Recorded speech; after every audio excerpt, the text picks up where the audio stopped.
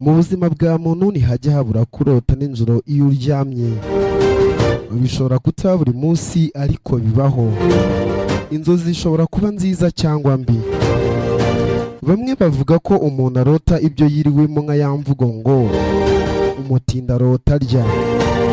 Nyamara siko biri, kuko ushobora kurota umuntu utazi kandi utigeze unabona.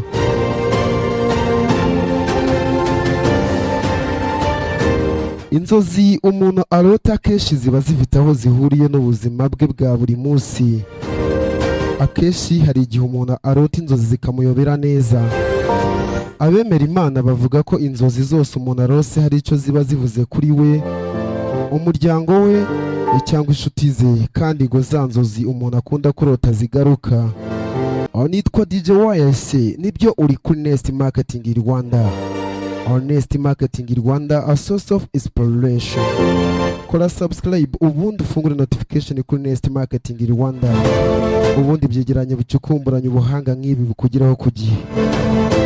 Uyu munsi tugiye kurebera hamwe bumwe mu busobanuro bw'inzozi zikunze kurotwa n'urubyiruko ndetse n'izikunze guhurirwaho n'abantu benshi, ariko ntibamenye icyo zisobanura cyangwa icyo izo nzozi zivuze ku buzima bwabo.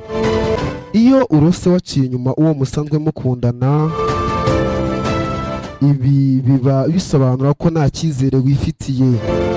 Ibi ariko ntibivuze ko uba wiburiye icyizere mu rukundo rwawe. Kurota gutya bisobanura ko urota afite ikibazo kimugoye, aho atari kubasha kwigirira icyizere. Kurota ukora impanuka. Iyo urose ukora impanuka cyane cyane y'imodoka, ibyo bigaragaza ko hari ikintu gishobora kubangamira cyangwa guhagarika burundu ibikorwa byawe. Si ngombwa rero kugira ubwoba ngo uhagarike ingendo ngaho ngo uri gutinya impanuka. Ni ngombwa ahubwo ko usuzuma imishinga yawe ukareba niba nta gishobora kuyihungabanya cyangwa kuyihagarika. Kurota uri kubyara. Kubyara mu ndoto bifite igisobanuro cyiza. Bigaragaza ko hari ikintu gishya ushaka gushyira ahagaragara. Si ngombwa ngo byanze bikunze bigomba kubyara umwana.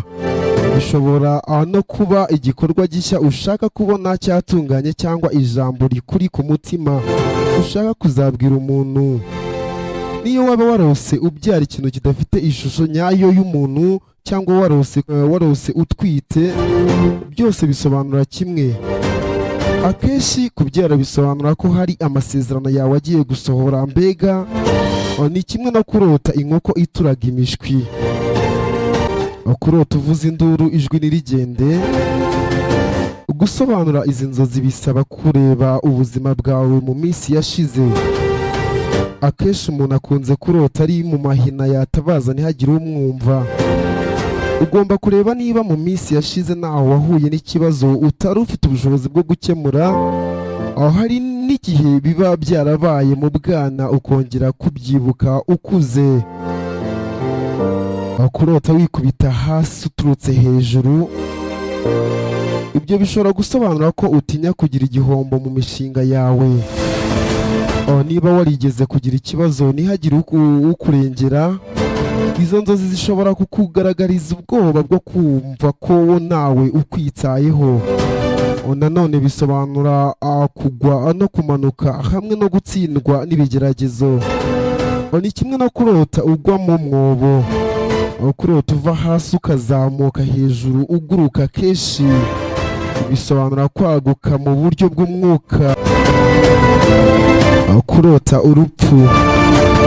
Ibyo biba kuri benshi. Kurota wapfuye cyangwa ugiye gupfa ntibisobanura ko ugiye gupfa, ahubwo bivuga imihindagurikire y'ibintu cyangwa iherezo ry'ikintu runaka. Iyo urose undi muntu apfa, bisobanura ko uwo muntu arimo gucika intege akaba agiye kugwa. Kurota wambaye ubusa. kuba wambaye ubusa bisobanura ko ushobora kuba wumva utarinzwe mu mibereho yawe, bishobora ariko nanone icyizere birumvikana ko bishobora kugira igisobanuro cyiza cyangwa kibi, kuko bishobora no kwerekana ko uri bubiri hanze, mbega nta banga ugira. Nanone kandi bisobanura ko nta gukiranuka ugira, ko ufite ibintu byinshi bigutandukanya n'Imana. Kurota ukuka amenyo, ubundi amenyo ni ikimenyetso cy'ubuhangaje n'inyota yo gushaka gutunga. Gukuka amenyo mu ndoto ni ubwoba bwo gutinya kuva ku buyobozi bw'ikintu runaka wari ukomeyemo.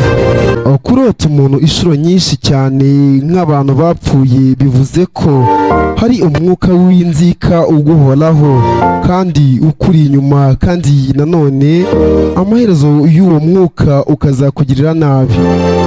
Kurota wabonye amafaranga, kurota amafaranga bisobanura ko urota amafaranga aba afite ubukire mu mutima we, aba ashaka kuzashyira ahagaragara.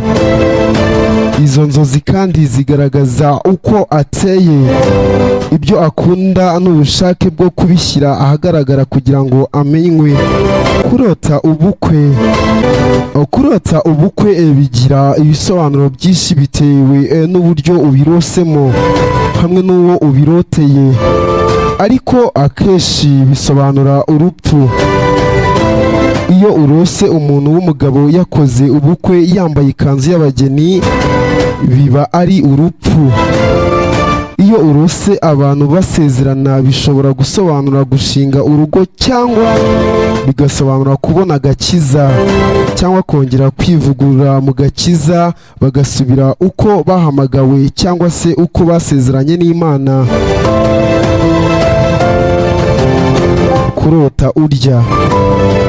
Kurota urya bigira ibisobanuro byinshi bitewe n'ibyo warose urya. Iyo warose urya ibintu bikomeye nk'imyumbati n'amateke cyangwa bishaririye nk'umuravumba, uba ugiye guhura n'ibibazo bikakaye. Iyo warose urya cyangwa unywa ibintu biryoheye, uba ugiye guhura n'ibintu byiza. Kurota wiga mu ishuri, uba ugiye guhura n'ikibazo gishobora kumara igihe kitari gito. Reka nkwibutse ko uri kuri Nest Marketing Rwanda. Nest Marketing Rwanda, a source of inspiration. Niyo yonyine ushobora kukugezaho ibyegeranyo bicukumburanya ubuhanga nk'ibi. Twandikire muri comment ikiganiro cyangwa icyegeranyo ushaka ko tuzagukorera, ukore like na share, ubundi ibintu birushaho kuba asawa cyane.